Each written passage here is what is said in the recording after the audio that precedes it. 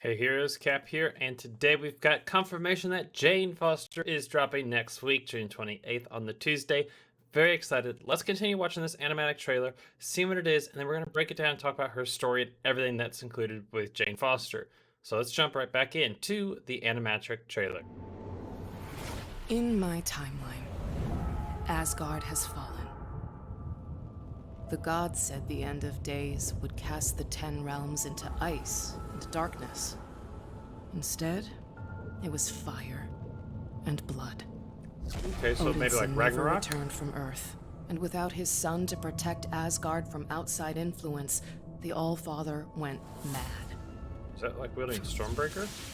Mjolnir chose me to take up the mantle, but it was too late.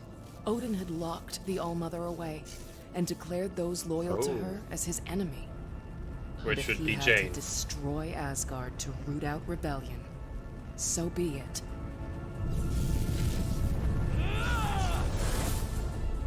I was used to fighting battles.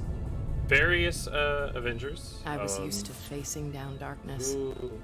So her cancer But treatment, this- and then Thor was unworthy. Even I no had to arm. admit, I needed help. So, I made a deal with the last person in the 10 realms I would ever turn to. Loki villain sector confirmation?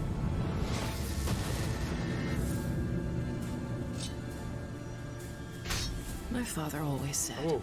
if a man can't smile without making you uneasy, that man is rotten to the core. But sometimes you have to make compromises. Loki's And definitely. compromises have a Ooh. price. I didn't want to pay, but you can't trick the god of mischief. But then.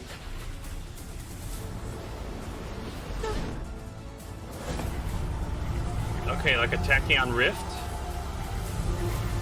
So tachyon rift pulled her.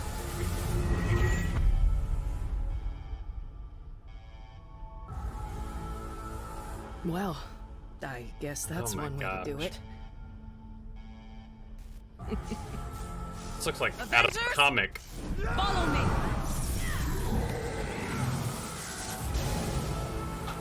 Woo!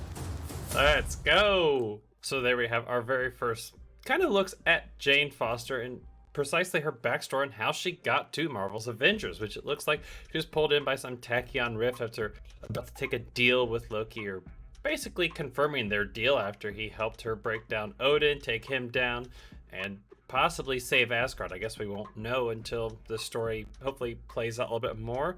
Or maybe we get to finally see the end of Thor's iconic mission, as we kind of got a taste of it in Marvel's Avengers with a few iconic missions that he had. Somebody walking around playing as Thor, maybe as Loki trying to lure him out, or maybe it was Jane Foster the whole time. We won't know until she's added to the game June 28th. I'm going to keep diving into her backstory, seeing more of it. We got a lot from her other world. We got to see Thor without an arm, which is more along his like unworthy storyline that he did in the comics, as well as Jane Foster having cancer, which is how she takes up the mantle of Thor, helps her to deal with her cancer, and basically beats it for her.